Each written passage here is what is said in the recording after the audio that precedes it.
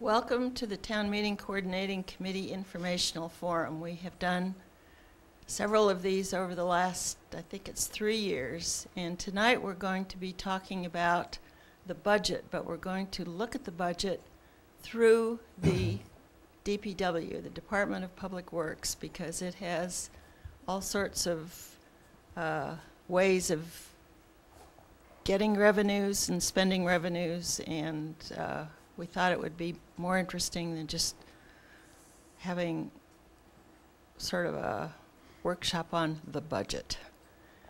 Rob Kroner has put together this group of speakers, and they're going to be talking about the budget and how it works for DPW. Rob? Hi, I'm Rob Kroner, a member of the Town Meeting Coordinating Committee. This forum is designed to assist town meeting members in understanding the different parts of the town budget that we will be considering next month at annual town meeting. In doing so, we're going to refer to the Department of Public Works to illustrate some of the issues that are of particular interest with regard to the budget. I'll be posing a series of topics for our panelists to respond to, and then later we'll field questions from the in-studio and broadcast audiences. We'll touch on potholes and snow removal, but this discussion is not intended to provide a detailed look at the daily operations of the DPW. However, since the work of the DPW reaches into so many aspects of the budget, we thought it would be interesting to use it as a lens as we learn. So with me I have Doug Slaughter from the Finance Committee, John Musanti, Assistant Town Manager and Finance Director, and Guilford Mooring, Superintendent of Public Works. So let's start with the question of where are the budget motions in town meeting? Which motions, how will the budget be attacked in town meeting? Do you want me to, or? I can give you the big picture. The fiscal year 11 operating budget will be mostly contained in Article 9 on the town meeting warrant. The first part of that will be the municipal portion of the budget, which is broken out into 5 parts: conservation and development, public works, public safety, community services, and general government. We'll then move on to library budget, debt service budget, the elementary schools, regional schools. Then we have our enterprise funds, which are water, sewer, solid waste, and transportation. Then we'll move on to the capital budget. There'll be a series of articles related to capital spending. Then there'll be articles related to Community Preservation Act funding recommendations from the CPA committee. Next, let's look at what functions the DPW performs. What are we talking about here? What does the DPW do for us? Absolutely nothing. Actually, in thinking over what the DPW does, I was putting together an organizational chart to show up on the screen for everybody. And when I actually made the chart and put it on a slide, it didn't fit. So I summarized the DPW into basic 3 elements. We have an operational side, an administration side, and an engineering environmental support side. And in our operations side, that's a rearrangement we're doing of this budget with the retirement of Bob Perso. We'll have an operational assistant director, and he will be in charge, or she will be in charge, of the daily operations of our highway department, which does roads, bridges, snow and ice, roadside mowing, and potholes, which is everybody's favorite. We have the water department, which is water treatment and water distribution. We have the wastewater division, which is wastewater treatment and then collection of sewage. We have the Parks, Common, Recreation division, which is actually basically what it says. They do maintain the parks, the common, and they do recreation maintenance. We have a vehicle maintenance division, a street and traffic light division, and then a solid waste division. Those are our basic operational people who actually do the work. And then the engineering division and environmental division, we have an assistant town engineer, a town engineer, 2 engineering technicians, and then soon to be an environmental scientist to support us. How many positions is that overall? Overall, it's around 62 positions. 62 people working in various parts. 60, yes, Wow. full-time positions. Okay. When the budget is put together, it starts with guidelines from the Finance Committee, as I understand it. Could you explain what the Finance Committee guidelines were for this year, and did they ever change during the process? Well, typically in the fall, in October, the Finance Director, John, does a presentation to the 4 boards in town, forecasting, as it were, what he looks to be the revenue potentials from the state, our own internal revenue picture, the other various sources of revenue, and what broad, quick analysis of what our level services budget would be, and give us a sense of where we are from an expense side and from a revenue side. There's a lot of assumptions that early because we're a good 9 months ahead of the fiscal year at that point. After that presentation, typically in October, the Finance Committee usually has at least 2 meetings, maybe 3, where we discuss those in more detail and craft our recommendation of guidelines to the budget makers.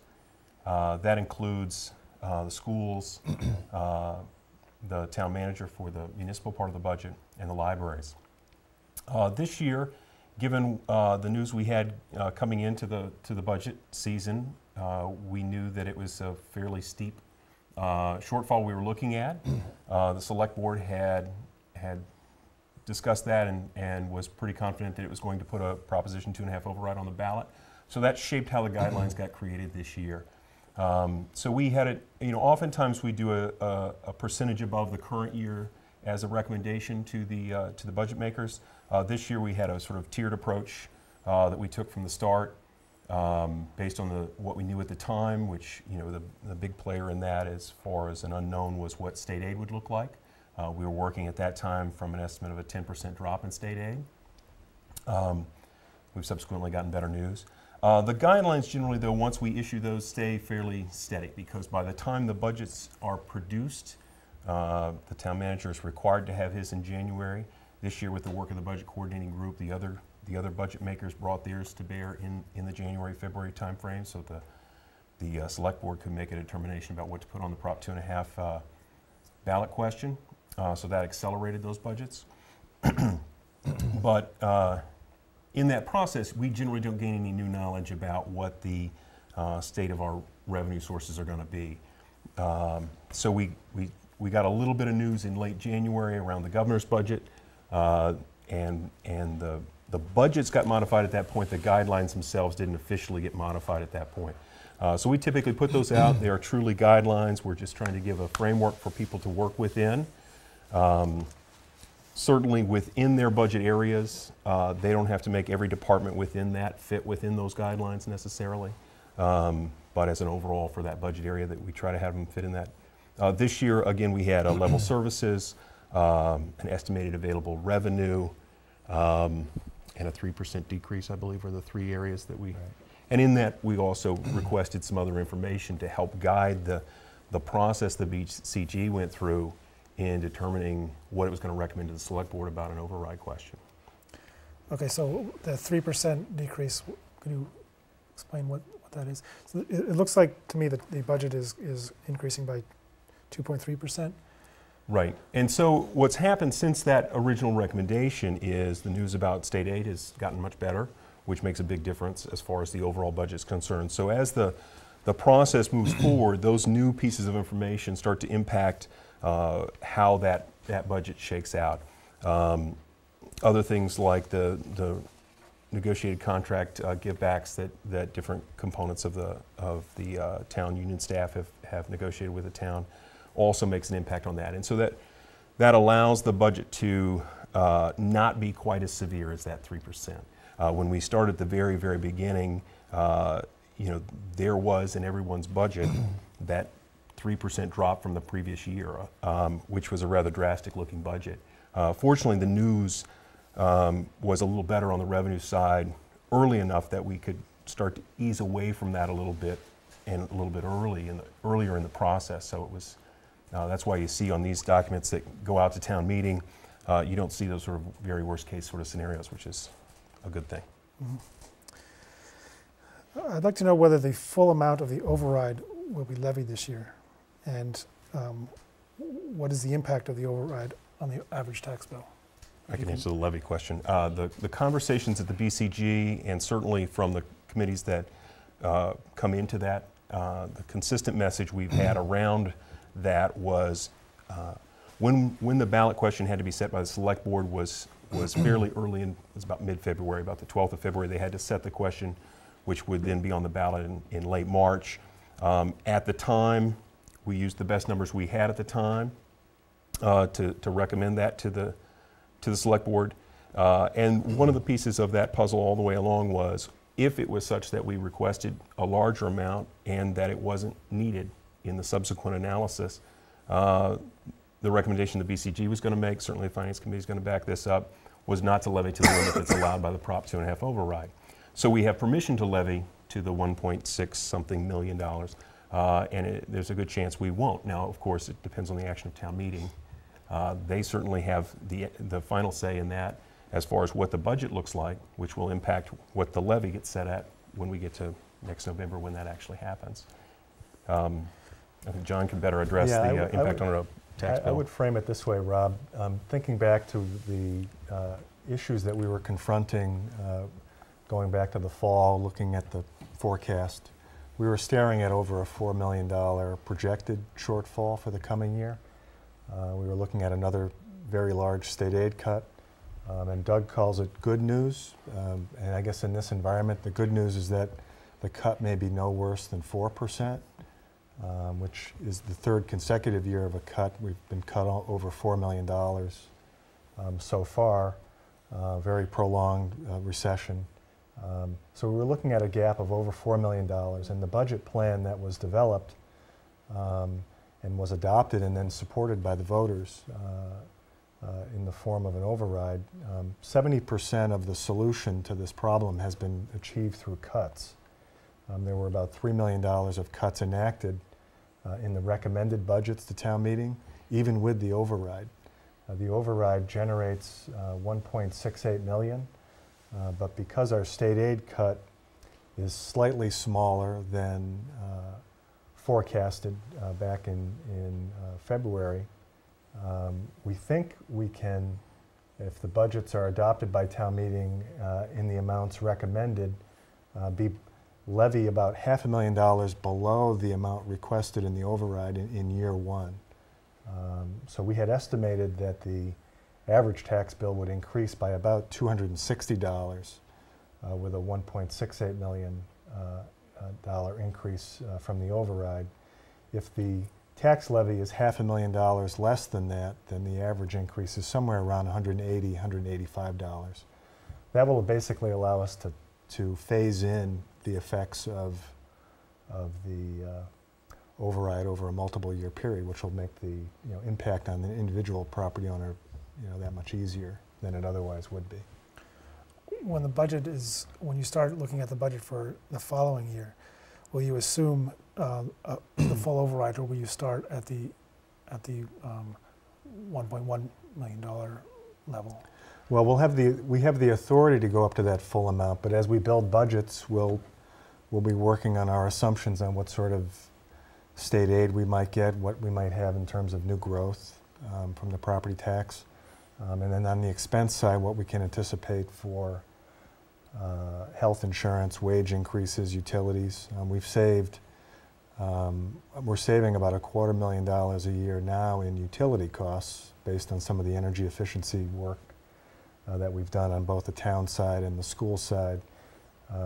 We're looking at just a 3% increase on each of the next 2 years on health insurance because of some of the reforms we've made on our plan design and asking our employees to pay a greater share of the cost. So that's helping us on the cost side, and then we'll be entering into collective bargaining with all of the municipal side employees in the coming year. So all of those factors will affect the rate of growth of the fiscal 12 budget, but we're also very concerned about what happens in terms of state aid even a year from now as the federal stimulus money dries up. The state is looking at another gap in their budget even out another year. So we're quite concerned that we could face yet a fourth consecutive year of state aid cuts, which is really unprecedented. Okay, can you list for me briefly where the revenues in the budget come from? What are the categories Sure. of revenue? For the main parts of the budget in our general fund, our biggest revenue source is the property tax, which is about 60% of the total. Our second biggest source of revenue is state aid, which is about 21%. It's becoming a smaller share, unfortunately, with the cuts. The remainder is local fees and charges, investment earnings, local excise taxes. We have the local option rooms tax and the local option meals tax that town meeting adopted in the summer of 2009. That became effective last October, so that's helping to support town, school, and library services. How much is raised by the local option tax? We're estimating in the coming year about 600,000 total from both of those. Are there any restrictions on that money, or does it go into the general fund? Those revenues go into the general fund and can be used to support all of the services in the general fund, whether it's public works or town hall or library or schools. What part of the budget is devoted to public works compared to the other government services? I do. Gil has a slide that will show that.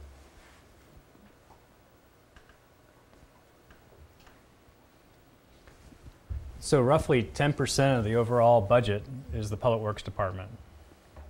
45%, the largest is public safety, which is fire and police combined.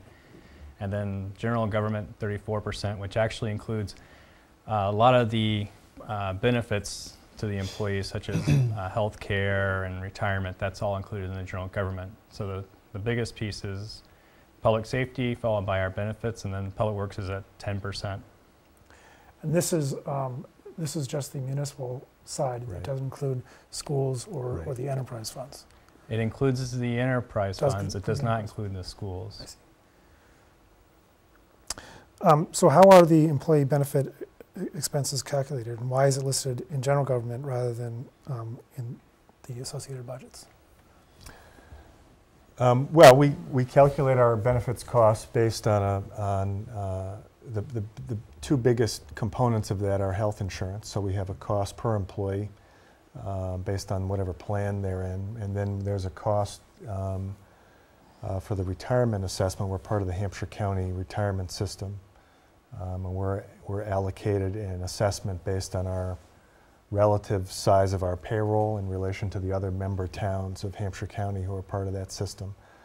For budget purposes, we budgeted centrally in our general government budget, which is similar to how the schools budget for benefits. If you look at the schools budget, you'll see one line item for the benefits for all of their school employees, no matter what school or department they're in. We do have a worksheet that's in an appendix in the Finance Committee report to town meeting that town meeting members have asked for in recent years that allocates the benefit costs out amongst the municipal departments, so you can get a more complete picture of the total cost of public works versus public safety versus general government, et cetera. So are those costs ever formally assigned to those budgets, or they stay in general government through the entire fiscal year? Well, we make the appropriation in the general government portion of the budget, but when we present the budget in that appendix with the Finance Committee, and when the town manager comes out with his budget proposal, the big thick budget book in January, we show on a department by department basis what the overhead costs are with benefits assigned to that particular department.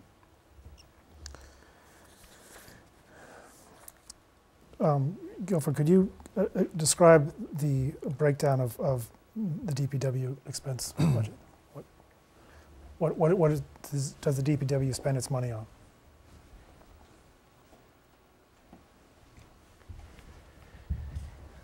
So the DPW gets most of its money from the general fund for highway, parks and rec, vehicle maintenance, engineering, and the pretty much what we call the general fund side of our budget. And most of that is actually, like everything else, the majority is spent on personnel costs, salaries, and then The rest is spent on equipment and materials. If you actually look in the budget book, there's actually a breakdown in each section of what was spent for each one. I didn't break it out in the slide for you, but the majority of our budgets and all of our budgets are broken down: personnel costs, then the next largest number is actually equipment and vehicle maintenance or equipment maintenance, and then the next is material to do work. That breakdown is in the big budget book? It's in the big budget book, and it starts on page 65, and each division in the department is listed out. And at the top of the book, it talks about personal services, operating expenses, and capital overlay, and those are our basic divisions among each division of funding. Are all of the people, all 62 people who work for DPW accounted for in the municipal part of the budget?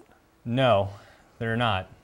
There's 4 people in the general fund side who are not accounted for in the budget per se. We pay for those people. They're shown in our budget. They're shown as full-time employees. Their salaries actually come from projects, and the project can come from any type of work we do. Right now we're working on the water and sewer project on Atkins Corner. So a large group of people, 5 people are being paid for out of water and sewer right now. Last year we worked on the downtown sidewalks project, which was a capital project. We do Chapter 90 work. We've been doing some crack sealing in the future, but there's roughly $120,000 that's not appropriated in the DPW budget. It has to be made up by charging to projects we work out as we go along the year. I think to expand upon that, out of the 62 total employees in the whole department, there are 26 that are in the general fund portion, but then the remainder are in the enterprise funds: water, sewer, and solid waste. Are any of the staff funded by more than one of these? Yes, actually I'm funded by multiple funding sources. My salary comes from the general fund, the water fund, and the sewer fund. I have other employees that are split the same way. The town engineer, he's funded by water, sewer, and general fund. And then if we work in other funds, if we do something for transportation, for a grant, we typically try to fund those hours we work on those projects to those projects. Are the positions that are funded by projects more secure because of the project funding, or are they more tenuous? They're much more tenuous. Actually, in the beginning, they were much more tenuous. As it goes along now, and we keep cutting budgets so deeply, everyone's at risk. When we were given our guidelines for the budget this year, it looked like we were going to lay off half of the general fund department. So it depends on what the budget criteria is at the beginning of the year, what we're trying to accomplish with our budget as to which positions are safer and which positions are not safe. So it changes every year. If we do more projects, can we fund more positions? No.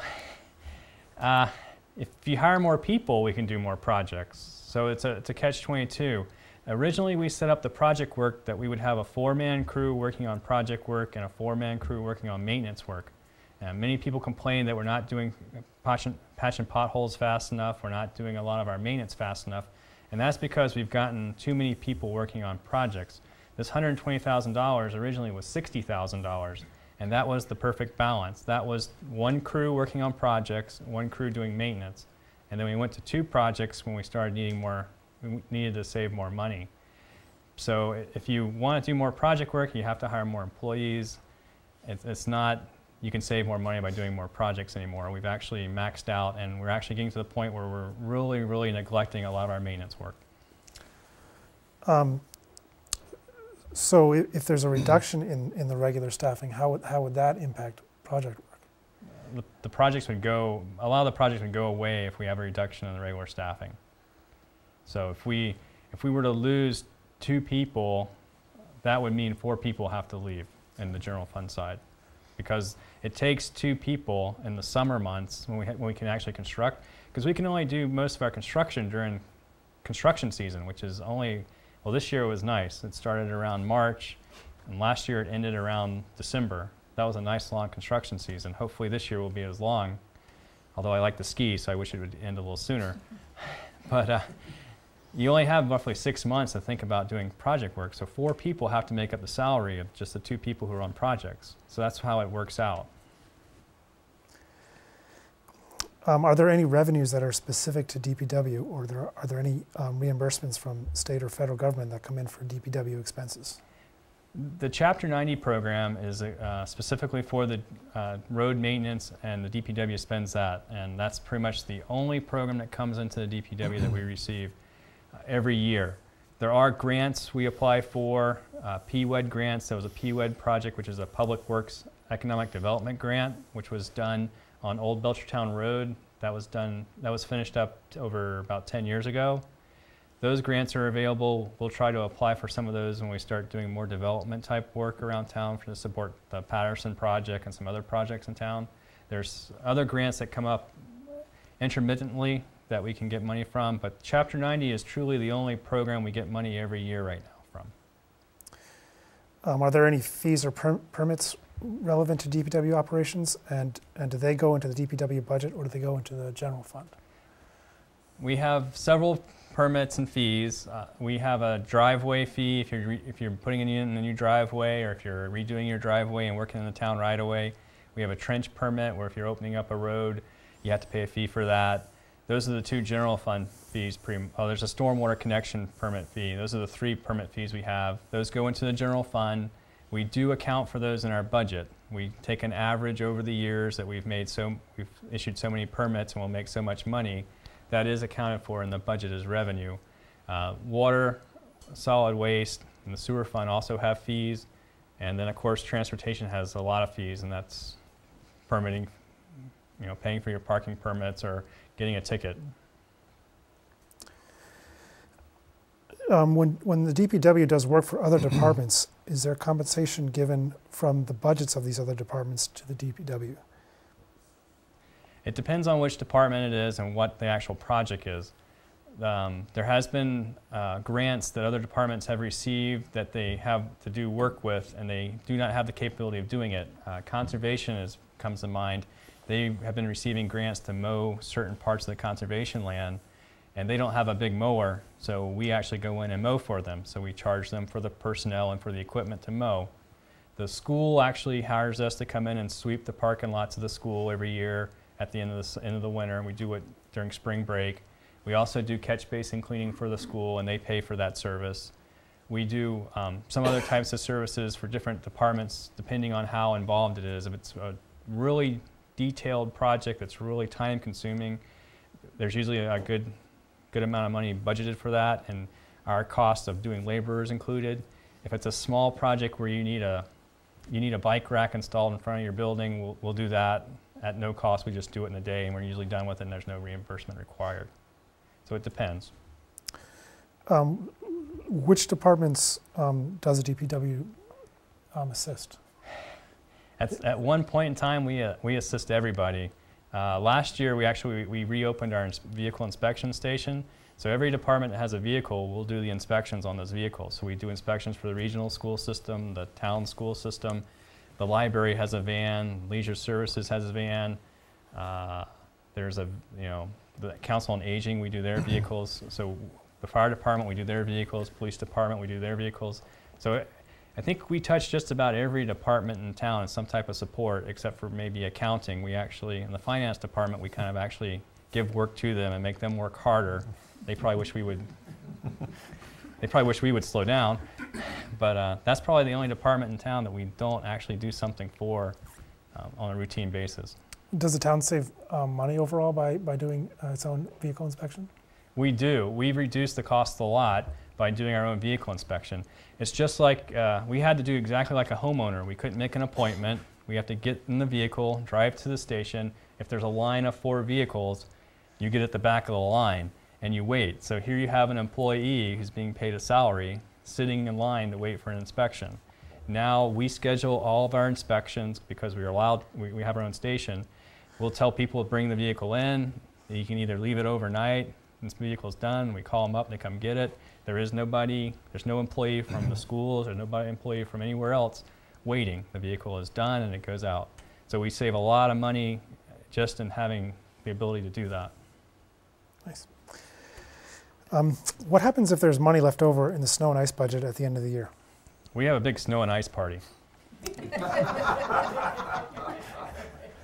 Actually, because the general fund budget of the DPW is funded as a oh, help me, John. As a what? We functional areas as a general fund, the DPW functional area. Snow and ice is included in our functional area.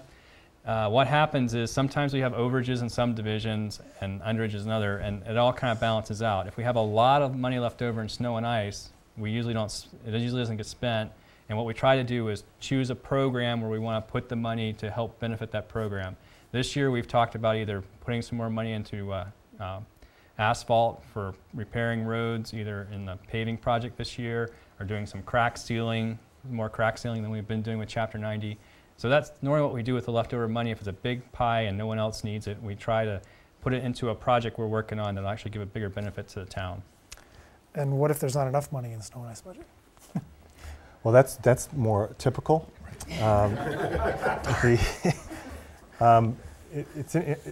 of the quirky things in Massachusetts is that that's one of the few areas by state law that we're allowed to deficit spend.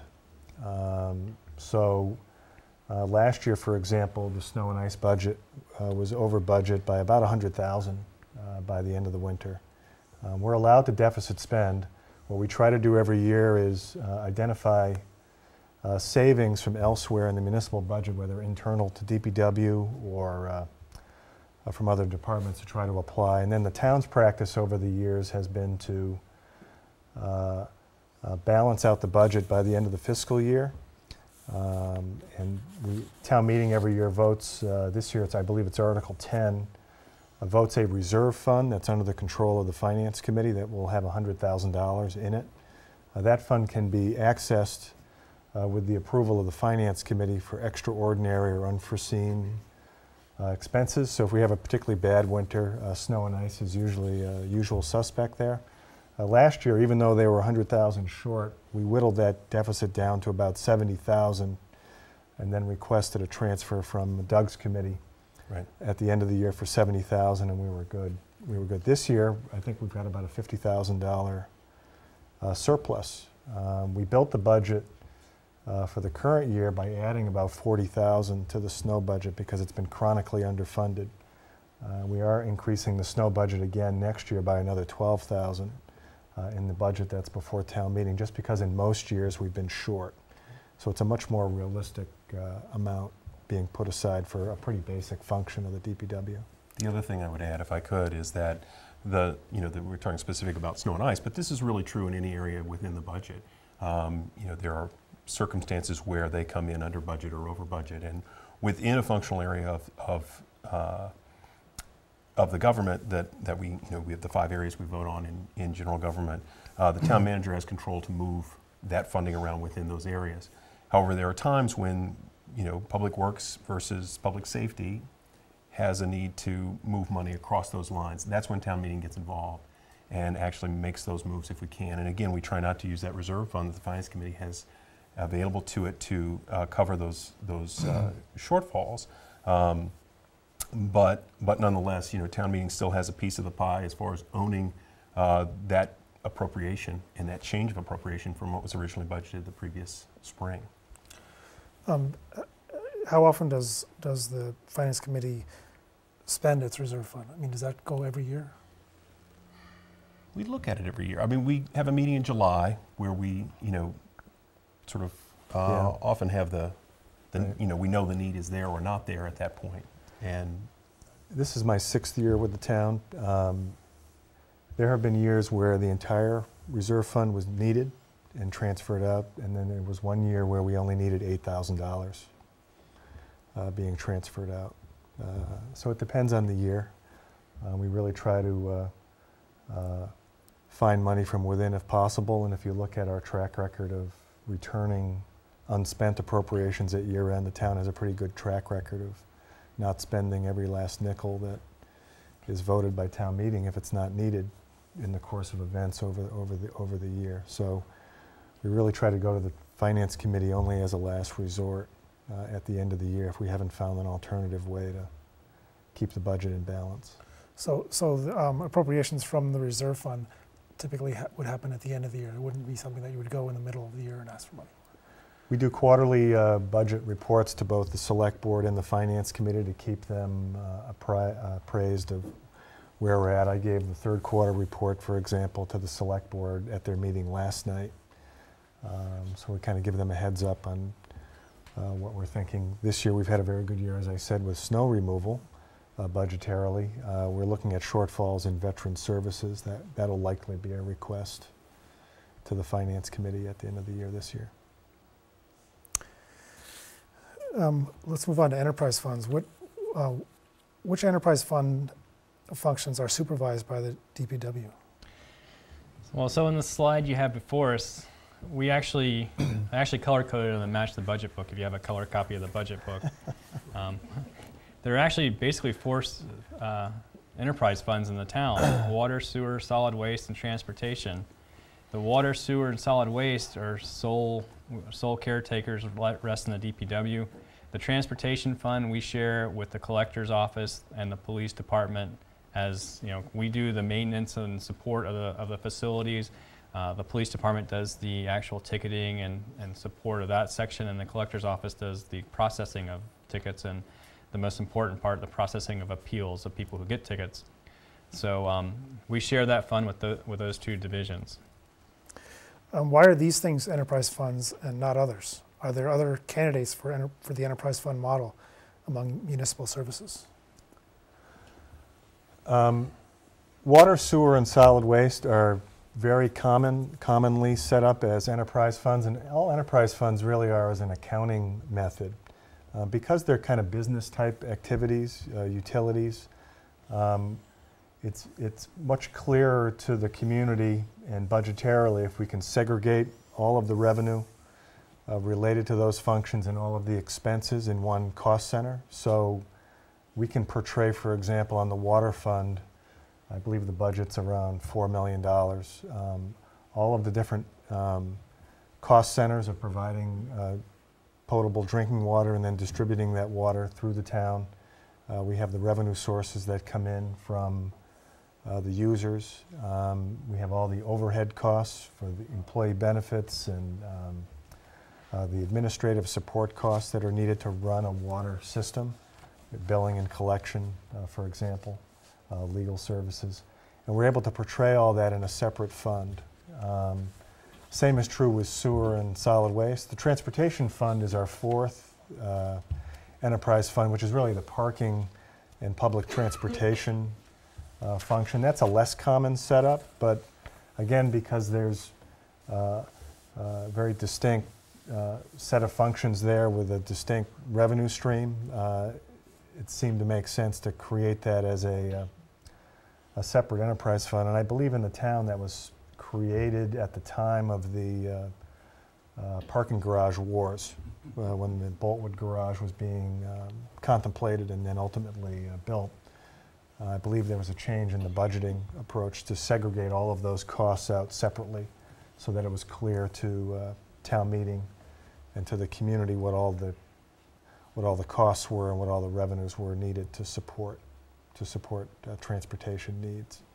We're not really looking at other candidates. None really come to mind in terms of an enterprise fund. I think we pretty much have the traditional ones on the books presently.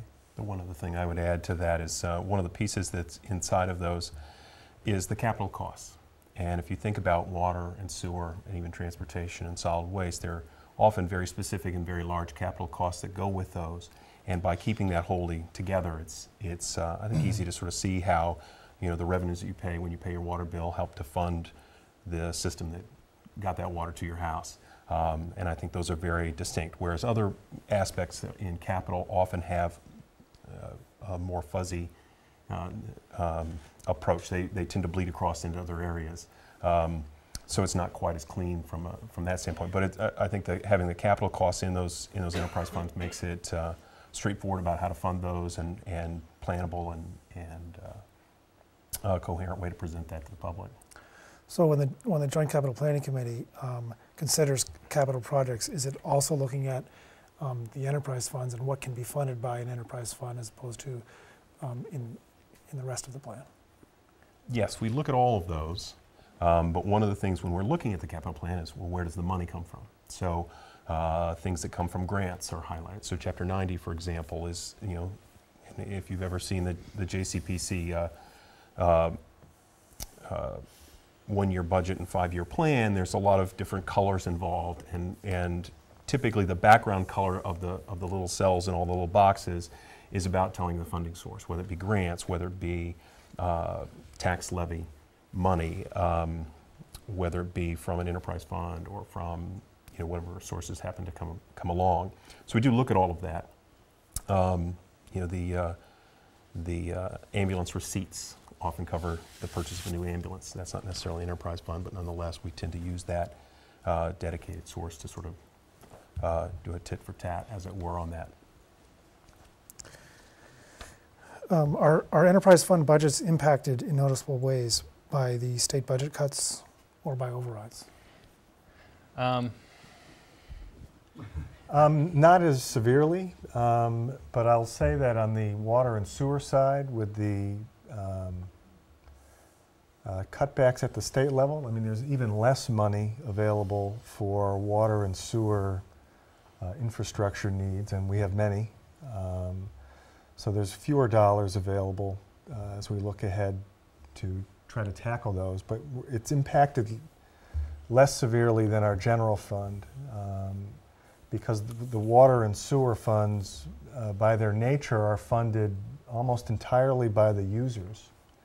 You're sent a bill as a property owner based on your water consumption. So those funds are essentially self-supporting. So the fact that state aid is going up or down directly affects our public works, general fund, our highway crew, our parks, road maintenance, but less so on water and sewer. It has some effect longer term on capital needs in water or sewer, but they're much more stable by nature than general fund. Explain how the enterprise funds make reimbursements for administrative costs to the general fund. How are they calculated, and does it provide an accurate reflection of the services that are actually provided by these other areas? We use generally accepted accounting standards, and if you wanted to see the gory detail on it, you could look online in the town manager's budget proposal that's on the budget information page of the town website in our revenues section. We have a whole formula that we use that attempts to quantify what some of those indirect costs are, and let me give you an example. So for water and sewer, we have the tax collector issues the bills out to the property owners. So there's a cost of doing that service, and it's a portion of what the collector's office does in terms of all of their bill collection. And so we calculate what percentage of the budget of the collector's office and the finance department is devoted to bill collection, and that's allocated out to water and sewer. We usually do percentage of budget or percentage of payroll. So there's a series of these calculations that are made. There's support from the information technology department in terms of our software systems that are used by we centralize those costs in IT to have greater control over them, and then we allocate those costs out, some of which are for the enterprise funds. Those are the primary ones. There's actually two methods it's done. One is for support of the general fund services, and then there's another method we actually use internal to the DPW to support internal DPW processes, which is what we talked about originally when you said, are anybody funded by different accounts? Like I'm funded from 3 accounts in the DPW. So there's internal built in as well in the DPW. We kind of figure out that I spend a third of my time working on the major sections, and so that's also in there. So you don't see that actually in the actual budget book itself. You'll see that if you saw a line item of actual personnel costs. We have a couple employees who work half-time for transportation and half-time in parks, and those are built inside the DPW as well. So externally, there's support to the outside the DPW, and then we have internal support built in as well. And we do review this just about every year, mostly because the finance people come up and hand us this huge increase, and we say, whoa, whoa, whoa, that's too much. And they say, okay, let's work it down, and we work it down a little bit. And then they say, well, are you charging too much here? So every year it is looked at, and we adjust it and appropriately. I think you might wonder why we do that at all. I guess the way I would ask you to think about it would be if we had the Amherst Water Company, and they were an independent utility, like the electric company or any other company providing a service like that, they would need to have an administrative staff to service the customers. So there'd be a cost of doing that business. And so the same is true for the town. So when we think about what's the most equitable way to pay for that, we think the most equitable way to pay for that is not through the property tax, but through the rates that we charge water and sewer customers. So that's built into the water and sewer rates that are charged out. Okay, what is Chapter 90 and what can it be used for? Chapter 90 is this great program the state came up with, and they had to give it a name, so it's actually named after the chapter of legislation.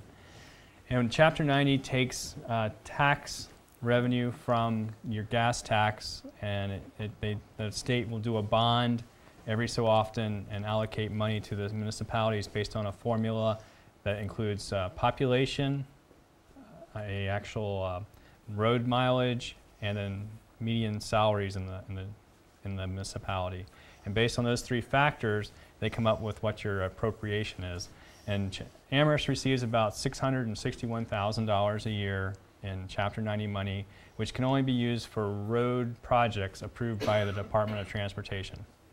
So Mass DOT has a huge list of what you can do and cannot do with this money, and then we go in and we do projects based on that. Mostly we do a lot of paving with the money. We do reconstruction and maintenance paving with the money. We do use some of the money for engineering services for transportation projects. We use some of the money for right-of-way acquisition if we need to, and we use it for equipment purchases that are not funded by the capital plan, are quite large capital purchases that will probably only be used for Chapter 90 type work. We also use the money to maintain a lot of our traffic signals. How are the, I'm sorry.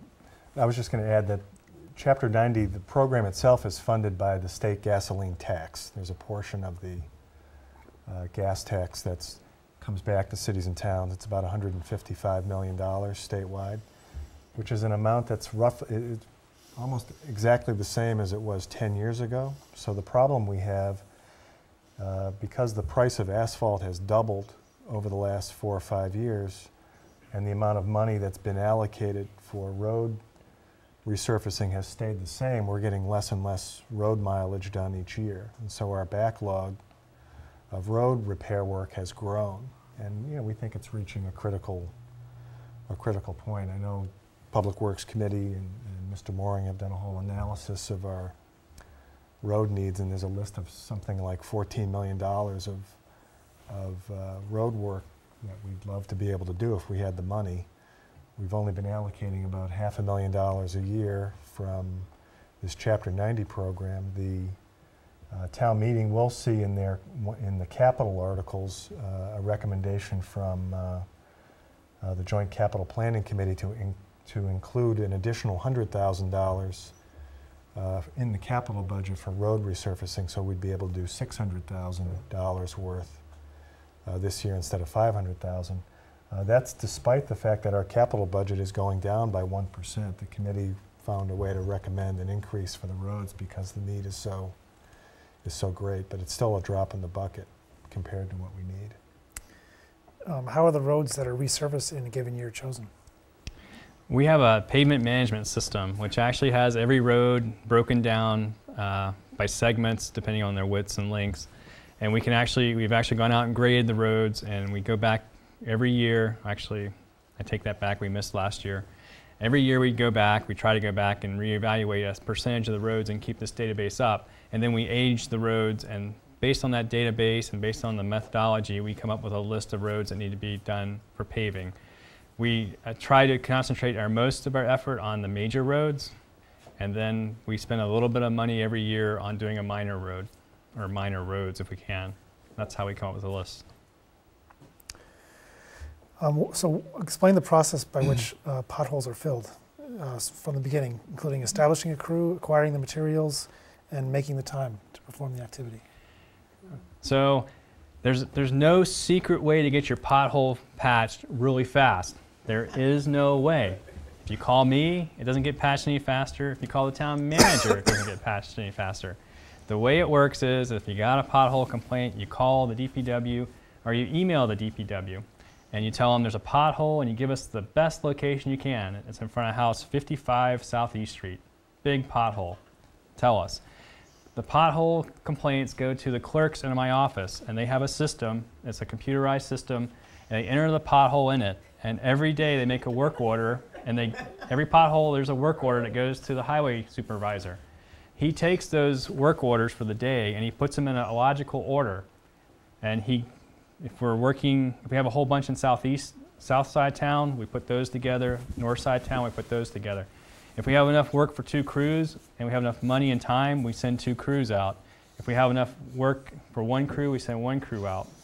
But the highway division director will put together the work orders and make a logical way to work throughout the town and do the potholes. So we're not like a fire department. If you call in with a pothole, we don't dispatch a crew out to that pothole, and then we don't dispatch a crew to the other side of town for the next pothole. We don't do it that way because we would spend so much time hauling asphalt all over town, we would never fill potholes. So if you call in, you can expect at least a day before you see anything, because those will come in, they'll be put together, and they'll go out the next day at the earliest and do those potholes. At the end of the year, what we run into is because we don't have enough money to pay all of our employees, those project work we were talking about, is we sometimes run out of money for salaries. So we have to be doing project work. So we set 1 day a week aside for potholes. And towards the spring, we've been fortunate this year we haven't done it yet, but last year we did. We set 1 day a week and we went out and did potholes because that's all we could afford to do. So if you think we're not getting it, we are getting it. If you think you can call a magic number and get it done faster, there is no magic number. There's no magic person. Even when the town manager calls, it goes into the work order system, and then they have to be put into the right place. We're not going to send a crew, we're not going to send a truck all over town driving. Just think of the greenhouse gases we're creating. We're hauling that asphalt all over town. So that's how we do it. So it is a logical system. If you think you're being ignored, you're not being ignored. Everything is done, and we do it from the major roads down to the minor roads. Are we running out of time? I think by now we've gone from the purse strings to the potholes. Yeah. And I'd like to give people a chance for questions. Any questions here?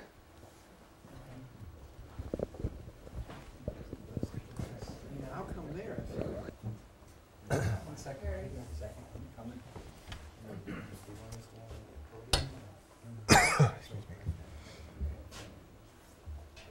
This is a question for John Gusanti. Several years ago, you projected that state revenue would go up year by year by 5.5%. You had a spreadsheet arrangement that was available. Microphone, I'm not sure Well, that's on. Excuse me. Make sure it's on. Is it off? Is it on? Hello? It's on. Thank you. Do I need to say this again? Yeah, please start your question. Okay, this is a question for John Gusanti. And several years ago, you did a spreadsheet in which you projected that state revenue from the state, would go up at the rate of 5.5% a year. Now, this has clearly not happened over the last, 2 or 3 years. Have you considered the possibility of doing another spreadsheet in which you project the growth, taking into account the dip as well as the upside of it? Because state revenue is very cyclical, I guess is perhaps the right way to describe it. So, have you considered doing another spreadsheet which would spread that stuff out so we would know what we would expect? Well, the projections that we develop are updated several times a year. So the most current version of our multiple year projections show, I believe, a 1.5% increase in state aid over each of the next 2 years. And so part of our discussion over the summer and fall with the Finance Committee and others will be whether or not that is even too optimistic. So as we look ahead to fiscal year 12. So we do update the projections pretty regularly and try to take into account some pretty severe cuts that we've seen. I would reference the introduction to the Finance Committee report to town meeting. It shows a very sobering 10-year trend of the state aid cuts that we've seen over the last It's on now, right? over the last 3 or 4 years. But even going all the way back to 2000, after you adjust for inflation, we were getting less money from the state by quite a substantial amount. Now that contrasts very differently from the previous decade, where we had state aid increases in some years of double digits, and it was a very different time. Well, could I ask you a question? Is there such a thing in our business, the town, as tailings? You know what tailings are? Right. Yeah. What happens to them? Tailings are really unclaimed checks. No, not exactly. If you four each had a department and you had just a little bit of money left over, and what we used to do at the university, you would never want to send it back to Boston. So what you'd do is somebody get and say, you got how much? You got how much of this kind of money, that kind of money? And I remember one year we bought 5 years of checks to be processed. Right. But we had a backlog, so we spent it on checks. Do we ever have such a thing? Well, we call it unspent appropriations. Oh, okay. Okay. Same thing.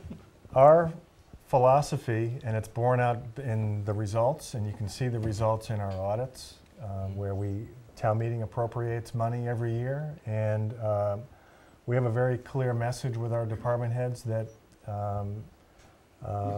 you spend what you need. Sometimes you don't get to spend what you need because we need it because we're facing shortfalls in snow or utilities or some other account that's worse than we projected. And our practice has been that there'll be some unspent appropriations at the end of the fiscal year on June 30th, and that will go back into our general fund balance, which we call free cash. Because the budgets have been increasingly tight over the last couple of years, our amount of unspent appropriations has usually been no more than about $100,000 out of $60 million appropriated between the town, the library, and the schools. So it's a very small fraction of our overall budget. Department heads are not encouraged to spend every nickel, and they're not rewarded or penalized, for that matter, when there's money turned back. It's not an excuse to cut the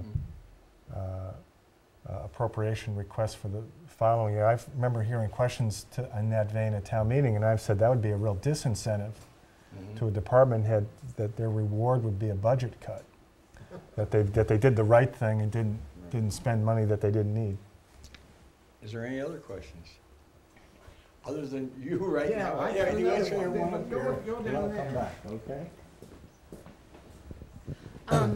I'm curious about what's happening in town to save energy costs, to go green. I know that, Guilford, you had a plan for solar panels on some of the buildings, and for some reason that fell through. But can you talk about what else might be going on? Are there limits to the kind of mileage that workers are allowed to use town vehicles? Are you purchasing vehicles with better mileage or that are hybrids or something? And are we weatherizing and caulking? And what are we really doing this year and next year, actual plans to be more green? This year has been kind of an interesting year because there's been a lot of incentives given out, and they've come quickly, and then some of them have vanished quickly. And that's what happened to the 2 solar panel projects we had, the small solar panel projects. We do still have plans to put out some type of request for proposals for a larger scale solar project on the old landfill. 2 weeks ago, we got our comprehensive site assessment back from the Department of Environmental Protection from the state, and they've given us a list of what we have to do to monitor the old landfill site. So we have more information to give a potential vendor or potential supplier who wants to put a solar system on the old landfill, and that'll be going out shortly, again, for proposals. We do buy hybrid vehicles. We are up to 3 hybrid vehicles now.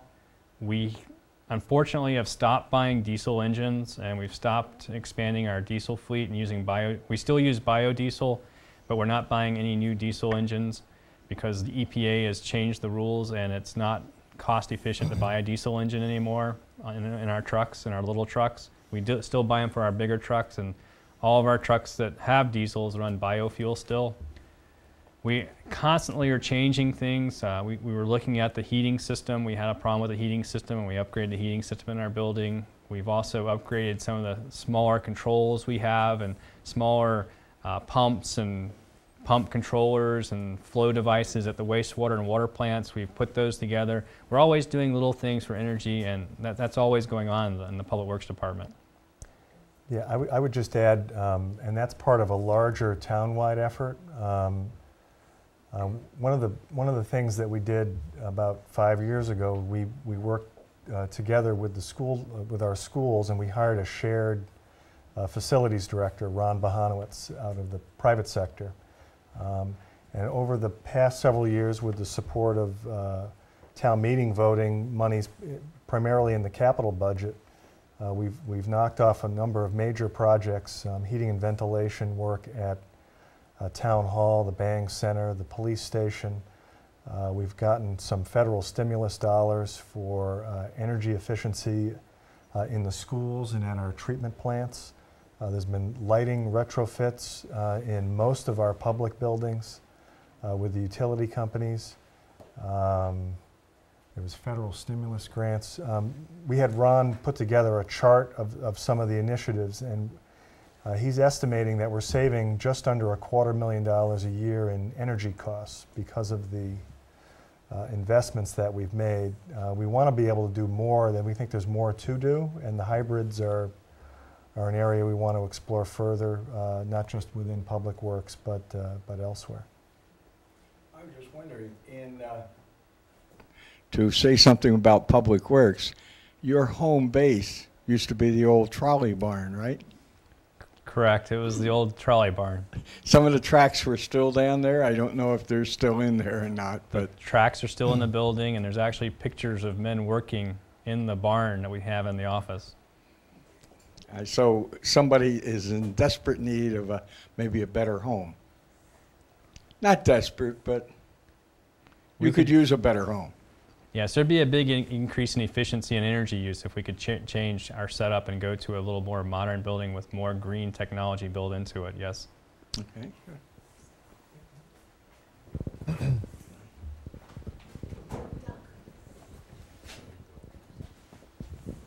Two energy questions. On the landfill, do you have methane recovery? And on the subject of the energy improvements in the buildings, have you used energy service companies that would upfront? I mean, the big problem with energy efficiency, once you get it in, it's the gift that keeps on giving. You just save money, and it's great. But that upfront cost is an incredible barrier for you all. I'm well aware of that.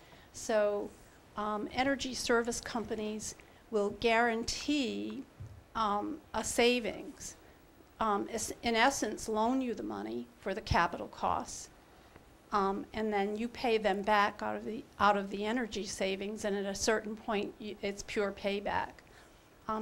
So those are my two questions. So on the methane question, we do have methane collection at the landfill.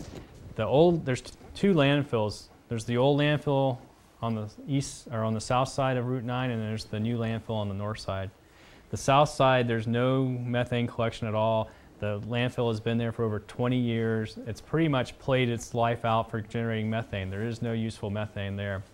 Across the road on the new side, there is a collection system there, but the landfill is actually, even though people think it's large, in the world of methane generation, it's very, very small. We looked at putting in 2 microturbines at the facility because we are collecting the gas, and we're just burning it in flares right now.